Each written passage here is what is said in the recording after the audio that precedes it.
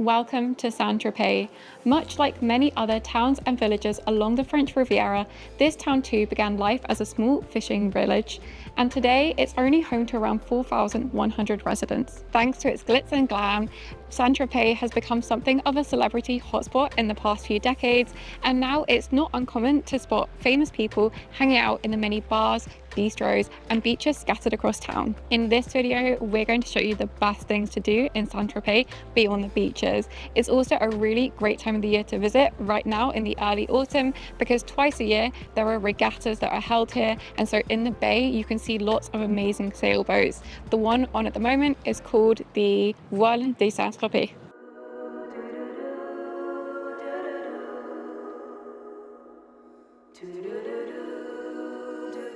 The port of Saint Tropez was transformed by Genoese fishermen in the 15th century and grew to true prominence during the 18th century thanks to wine, cork and wood industries.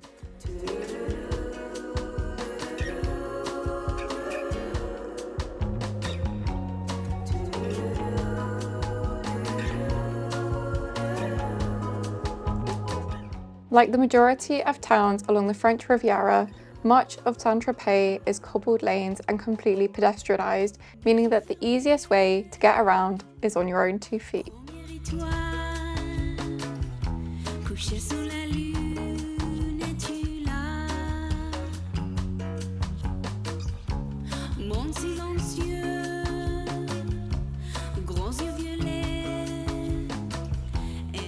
If you brave the climb up, and you pay a fee of €4, then you'll get access to the interior of the Citadelle, which has presided high over Saint Tropez for the past 400 years.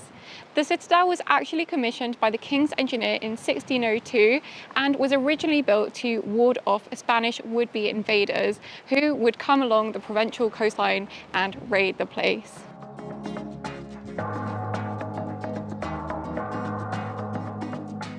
In 599 BCE, the Phoenicians arrived in what is now Provence and founded the first ever city in France, which was known as Massalia and has since become known as Marseille. They established outposts all along the coastline in order to defend the area, and one of them was what is now Saint Tropez. At that time, it was known as Athenopolis. Saint Tropez comes from the name of an early Christian martyr by the name of St Tropez. Saint Tropez was one of the first towns to be liberated in France during the Second World War. Following the war, it was then that it really came into its own and drew in lots of movie stars and painters alike, and it's since become one of the most glamorous places to visit in France. It also comes with very high prices, and throughout the 20th century, as I mentioned, mainly painters came here, including Matisse.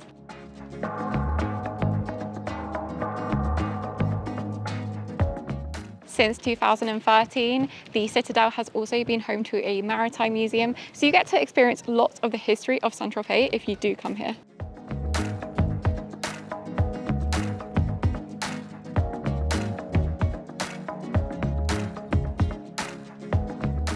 The Maritime Museum is actually much larger than I was expecting, and so you'll want to set aside an hour or two if you're the kind of person who enjoys reading all of the exhibits in depth.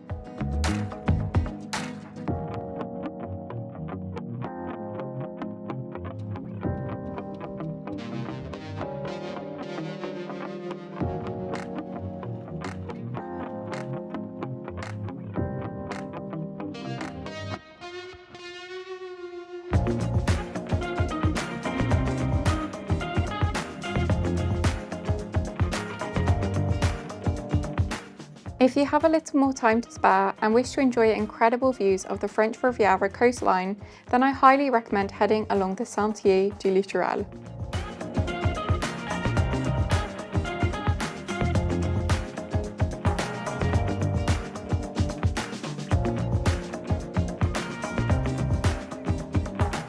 The cemetery here is pretty rare in that it's one of the few seaside cemeteries in France.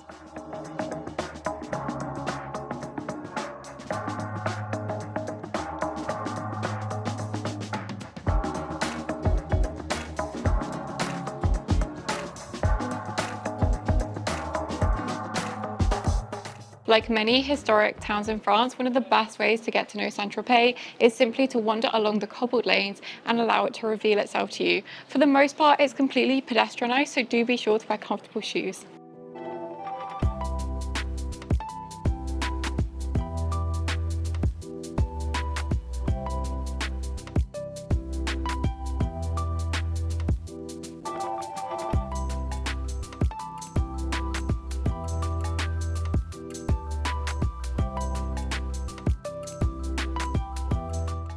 When you're wandering around, you'll notice that there's a huge abundance of restaurants, cafes. I've never seen this many in such a small space.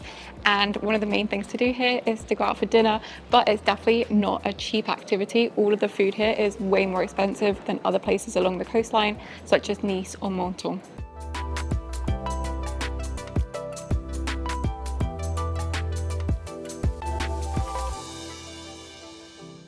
Yet another popular activity in the Old Town is to go shopping, but again, this is definitely not an affordable or cheap activity, as all of the shops here are luxury, high-end designers, and you'll find the kind of things that you would find in Place Vendôme in Paris.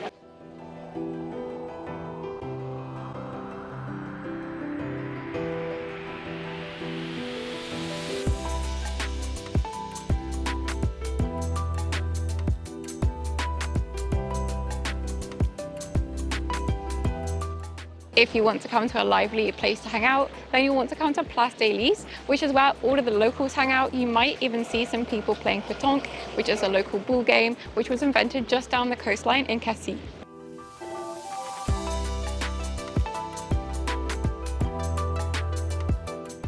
Until the 18th century, St Tropez was home to the only port between Antibes and Toulon, and today it still remains a really fun fixture in the Provençal landscape.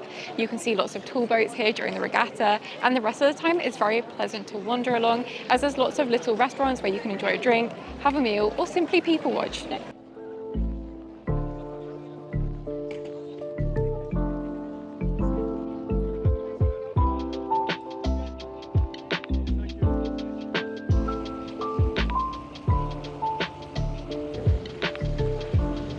St Tropez can be a little bit difficult to get to because the roads to get there are very narrow and congested, and so you could be waiting a long time to actually access the town.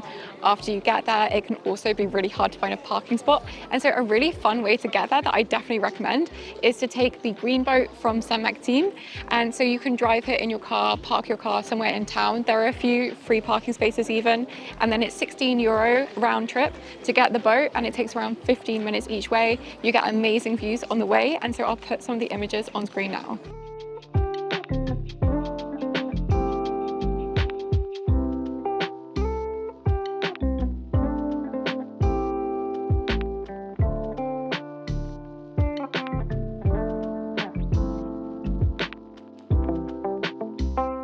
And now we're going to end our day by picking up our tarte Tropezienne, which is one of the most famous cakes from the region.